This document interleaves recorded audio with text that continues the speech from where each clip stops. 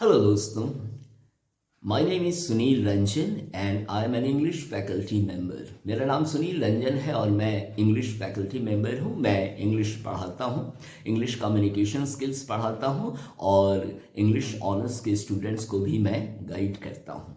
तो अभी मैं आपके सामने एक बुक लेकर आया हूँ और मैंने इस बुक को पढ़ा तो मुझे बहुत अच्छा लगा और मैं अपने स्टूडेंट्स को भी कहता हूँ कि अच्छा साहित्य पढ़ो, अच्छी किताबें पढ़ो, क्योंकि बहुत अच्छी जो किताबें होती हैं उनकी भाषा सरल होती है।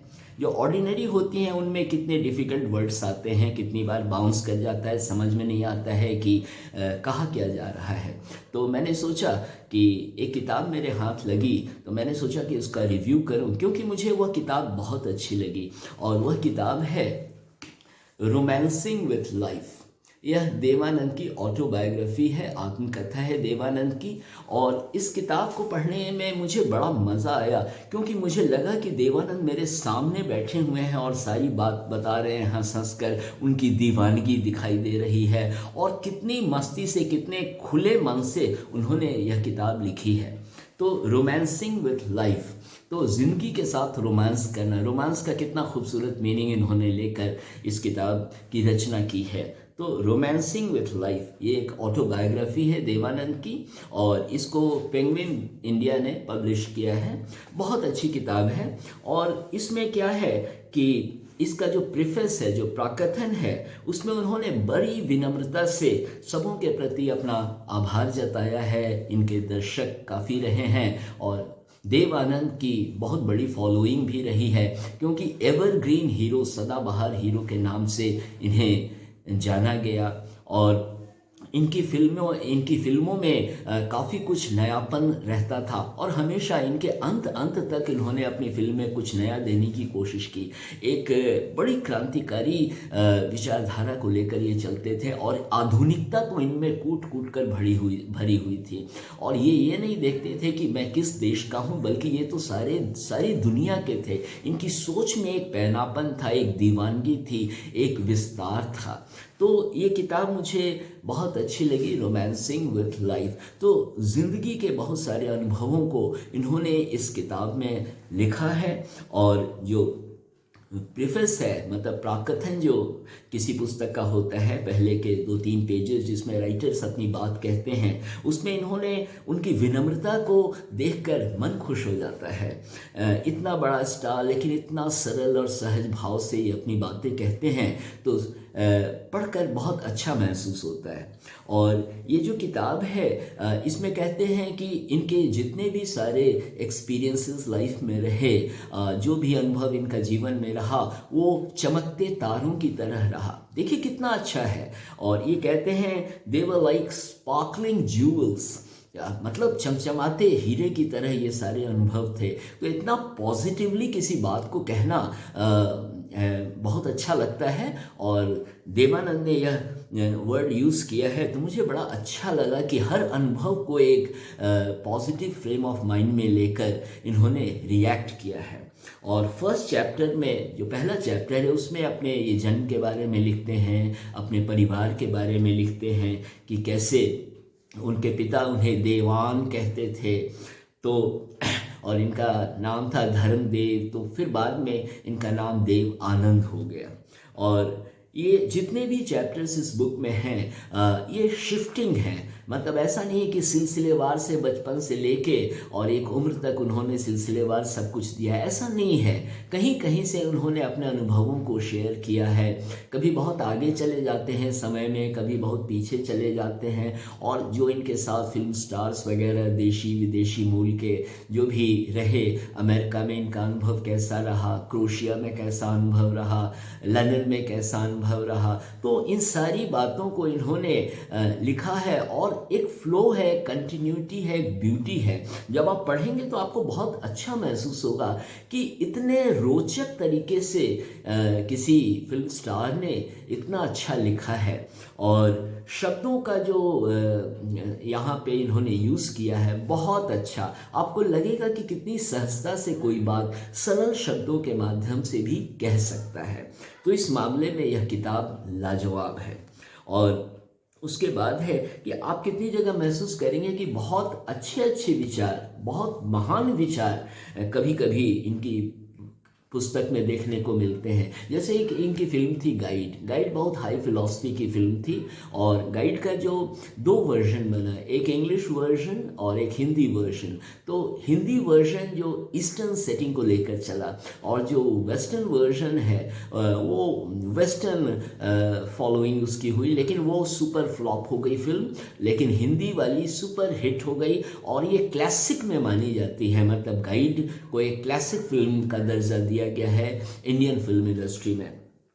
और उसके बाद वो कहते हैं कितनी महान हस्तियों से उनकी मुलाकात होती रही और सबके साथ बैठना, सुझाव लेना, सुझाव देना, फिल्म बनाने के क्रम में बहुत लोगों से इनकी मुलाकात हुई। तो बड़े दिलचस्प तरीके से इन्होंने उन सारी मुलाकातों का जिक्र किया है और जिनसे भी मिले उनसे उन्होंने कुछ सीखा भी और इसको भी उन्होंने बड़ा खुलकर मेंशन किया है। तो आपको बड़ा अच्छा लगेगा कि इनकी मुलाकात कैसे कैसे लोगों से हुई। लगता है एक फ्लो है, एक ब्यूटी है, एक कंटिन्यूटी है। बहुत अच्छा लगता है जब आप पढ़ेंगे तो भाषा भी इतनी सरल और सहज है कि आप रफ्तार में चलते चले जाएंगे। जैसे कहते हैं ना कि भाषा में, लैंग्वेज में एक पेस है, एक रेस है, कहीं रुकने का आपको अवसर नहीं मिलेगा, आप पढ़ते चले जाएंगे।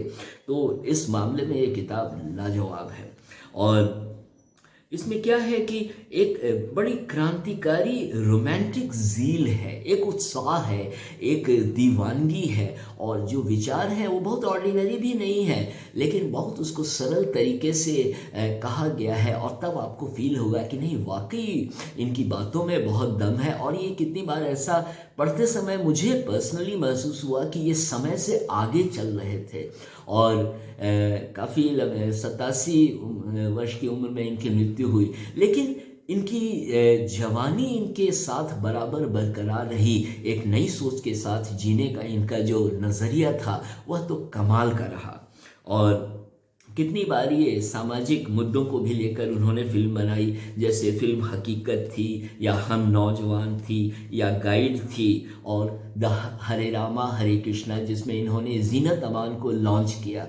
और वो ड्रग्स पे बेस्ड फिल्म थी कि कैसे ड्रग्स के कारण न्यू जनरेशन जो बर्बाद हो रहा है, तो उसको लेकर उन्होंने यह फिल्म बनाई। बहुत अच्छी फिल्म थी और उसका गाना दम मारो दम तो सुपर हिट हुआ। RD बर्मन ने म्यूज़िक दिया था और अभी भी आप दम मारो दम का वीडियो अगर आप यूट्यूब पे देखेंगे आपको बड़ा मज़ा आएगा, बहुत अच्छा है। और इनकी फिल्म गाइड के तो सारे गाने बहुत खूबसूरत। तो और देवानंद में एक स्टाइल था और कहते हैं कि देवानंद ने एक ब्रिटिश एक्टर ग्रेगरी पेक को कॉपी किया। ठीक है, कॉपी करना कोई बुरा नहीं है, कोई इंस्पायर तो करना चाहिए और किसी से तो हम सीखते ही हैं, इसलिए मैं इसको कॉपी करना नहीं मानता, मैं उसको इंस्पायर करना मानता हूँ। और वाकई ग्रेगरी पेक को भी जब मैंने देखा, जब उनके वीडियोस मैंने देखे, तो I really salute that person. क्या पर्सनैलिटी है, क्या दीवानगी है और क्या आवाज़ है और क्या अनुभव का जादू है। आप जब ग्रेगरी पेक को देखेंगे तो आपको सचमुच बहुत मज़ा आएगा और लगेगा कि सचमुच बहुत कुछ सीखने की बात है इस पर्सनैलिटी में।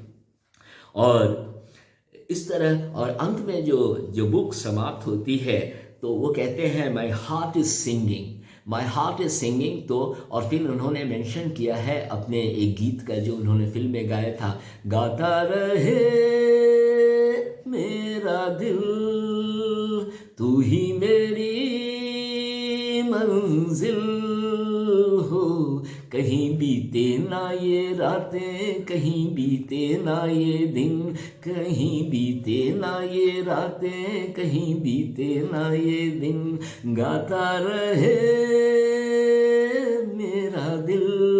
तो इस तरह देवानंद गाते हुए चले गए, लेकिन अभी भी वो हमारे दिलों में जिंदा हैं, क्योंकि उनकी दीवानगी का कोई जोड़ आजकल देखने को नहीं मिलता। इतनी उम्र तक वो यंग रहे, यंग बाय माइंड। शरीर तो सबका समय के साथ बदल जाता है, लेकिन वह दीवानगी एक क्रांति थी उनके विचारों में, उसका एहसास मुझे ज़रूर हुआ। और कितनी बार लगा कि ये समय से बहुत आगे चल रहे थे। तो दोस्तों, ये बुक आपको ज़रूर पढ़ना चाहिए, रोमांसिंग विथ लाइफ। बहुत अच्छा है, आपको खुद महसूस करेंगे और शायद मुझे मन में थैंक्स भी देंगे कि मैंने एक अच्छी बुक आपको सजेस्ट की। तो इसके साथ मैं यह वीडियो समाप्त करता हूँ और उम्मीद है अगले वीडियोस में आपसे फिर मुलाकात होगी। और मैं इस तरह नए नए वीडियोस बनाता हूँ जिससे मैं कुछ नयापन हो, कुछ रचनात्मक हो, तभी मज़ा आता है। ऑर्डिनरी में बहुत मज़ा नहीं आता क्योंकि वैसा कहने वाले तो बहुत होते हैं और मैं कोशिश करता हूँ कि कोई नई बात लेकर आपके सामने आऊँ। तो इन शब्दों के साथ मैं यह वीडियो समाप्त करता हूँ और उम्मीद है आपसे फिर मुलाकात होगी। Thank you.